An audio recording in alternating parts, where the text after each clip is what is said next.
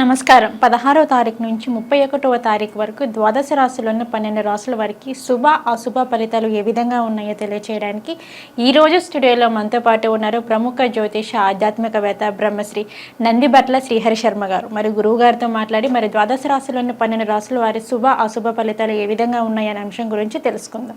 నమస్కారం గురువు గారు.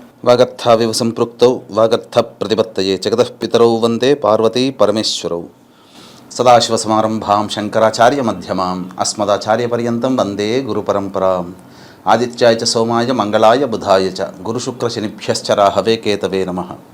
శృంగేరి పీఠాధిపతులు కంచి పీఠాధిపతులకి నమస్కారములు తెలియజేసుకుంటూ కార్యక్రమాన్ని ప్రారంభిద్దాం.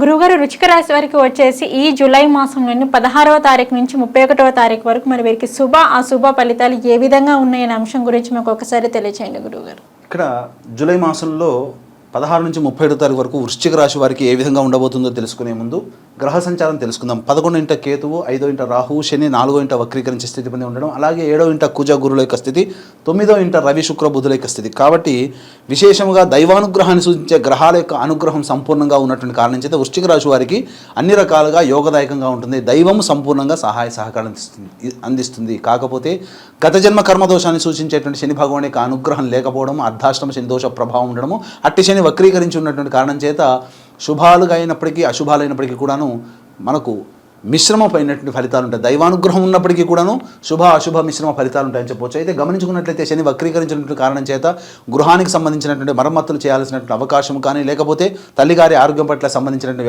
వ్యవహారంలో కానీ మీకు సంబంధించి కొన్ని ఇబ్బందికర పరిస్థితులు తలెత్తుతాయి. అలాగే గమనించుకున్నట్లయితే వాహనానికి సంబంధించినటువంటి మార్పులు చేర్పులకు సంబంధించినటువంటి నిర్ణయాలు తీసుకుంటారు. అయితే ప్రధానంగా దైవానుగ్రహం సంపూర్ణంగా ఉండడం, గురువు యొక్క వీక్షణ సంపూర్ణంగా ఉన్నటువంటి విశేష దృష్టి ప్రభావం వలన మీరు దైవానుగ్రహంతో అన్ని పనులు చక్కబెట్టుకుంటారు. అయితే కుజ యొక్క వీక్షణ కూడా వృశ్చిక రాశి మీద ఉన్నటువంటి ఈ కారణం చేత కొంత అతి ఆత్మవిశ్వాసము అనేటువంటిది ఉంటుంది. కాబట్టి అత్యుత్సాహాన్ని అన్ని వేళలా ప్రదర్శించి మీరే పై చేయి సాధించాలనేటువంటి తపన మీలో ఉండడం వల్ల చాలా మటుకు కొన్ని సమస్యలు కొని తెచ్చుకుంటారు. కాబట్టి ఎదుటి వాళ్ళ యొక్క స్థితిగతులను కూడా, ఎదుటి వాళ్ళ యొక్క ప్రవర్తన బట్టి మీ యొక్క ఉత్సాహాన్ని ప్రదర్శించినట్లయితే మీరు అనగా ఇక్కడ లౌక్యంతో మీ యొక్క పనులని చక్కబెట్టుకుంటే మీరే గొప్ప అనేటువంటి స్థితికి చేరుకుంటే మీరు ఎప్పుడు కూడాను విజయాన్ని పొందలేరు. దైవానుగ్రహం తోడైనప్పటికీ కూడాను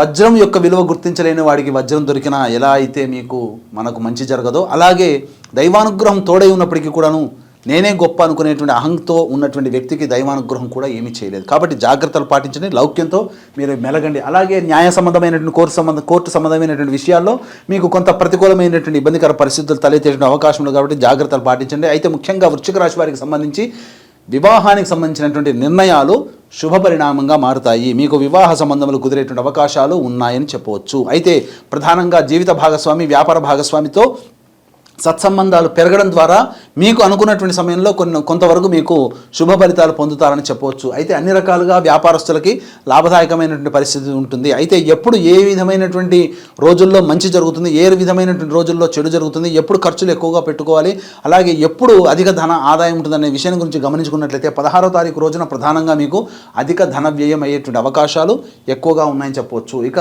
గమనించుకున్నట్లయితే ఈ సంబంధించినటువంటి వృశ్చిక రాశి వారికి 17-18 తారీఖులో మానసికమైనటువంటి ఆందోళన తగ్గి సంతోషముగా గడిపేటువంటి అవకాశాలు ఎక్కువగా ఉన్నాయని చెప్పవచ్చు. సమయానికి భోజనం చేయడం కావచ్చు, లేకపోతే అన్ని రకాల పనులు సమయానికి పూర్తి అవ్వడం అనేటువంటి విషయం 17-18 తారీఖుల్లో ఉంటుంది. ఇక 19, 20, 21 తారీఖుల్లో విశేష ధనము ఖర్చు అయ్యేటువంటి అవకాశం ఉంది. కాబట్టి జాగ్రత్తలు పాటించండి. కుటుంబ సభ్యులతో వాగ్వివాదాలు చోటు చేసుకోకుండా ఉండడమే గమనించుకోవాలి. అయితే మీ యొక్క వాక్కుని ఎంత అదుపులో ఉంచుకుంటే 19, 20, 21 తారీఖుల్లో అంత ఆనందదాయకంగా ఉంటారని చెప్పవచ్చు. ఇక 22, 23 తారీఖుల్లో మీకు ప్రధానంగా ఇతరుల యొక్క సహాయ సహకారాలతో, బంధుమిత్రుల యొక్క ఆనందంతో ఈ యొక్క 22, 23 తారీఖులన్నీ కూడాను గడిచిపోతాయని చెప్పవచ్చు. ఇక 24, 25 తారీఖుల్లో కార్యహాని జరిగేటువంటి అవకాశం ఉంటుంది.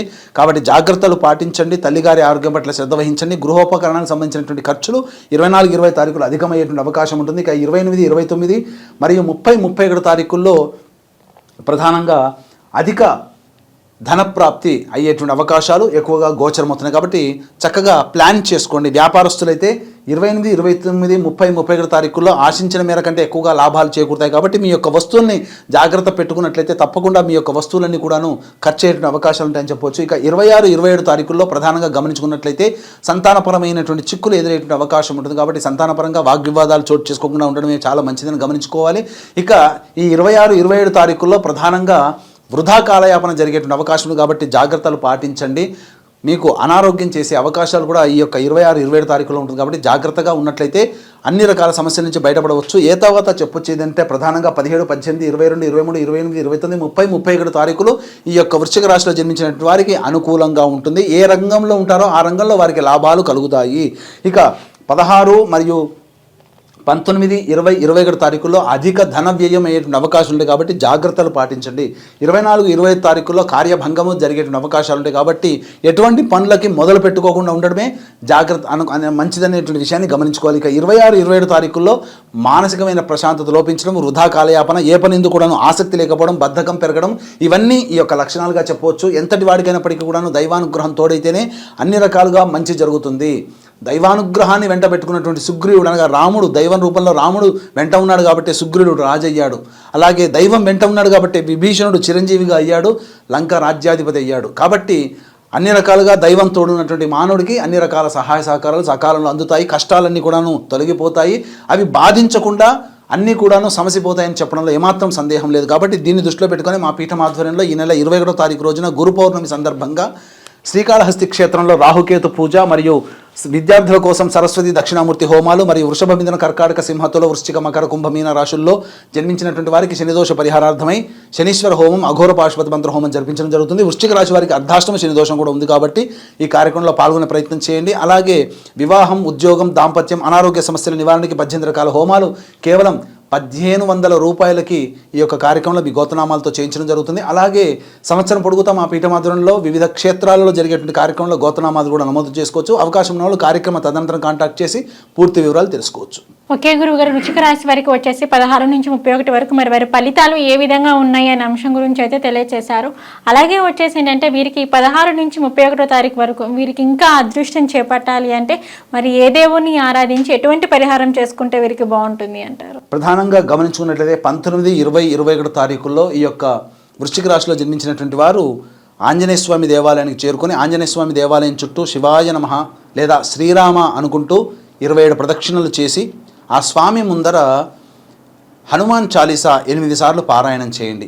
అలాగే ఈ యొక్క 19, 20, 21 తారీఖులో స్వామివారికి ఆకు పూజ, 19వ తారీఖు రోజున, 25వ తారీఖు రోజున సింధూరం అద్దడము, 21వ తారీఖు రోజున మినప గారెలు మాల స్వామివారికి సమర్పించడం, ఈ విధంగా చేసినట్లయితే తప్పకుండా ఈ వృశ్చిక రాశి వారికి వచ్చేటువంటి సమస్యలు గోచారరీత్యా తొలగిపోతాయి. ఇంకా మీకు సమస్యలు బాధిస్తున్నాయంటే మీ జాతకంలో ఉన్నటువంటి లోపము కారణం కావచ్చు. కాబట్టి దగ్గరలోని మంచి ఉపాసనాపరులైనటువంటి పండితులను సంప్రదించి మీరు తగు పరిహారాలు చేసుకుంటే ఈ యొక్క జూలై మాసం అంతా కూడాను ఆనందదాయకంగా ఉంటుంది. అలాగే భవిష్యత్తు కూడా చాలా చక్కగా ఉంటుందని చెప్పవచ్చు.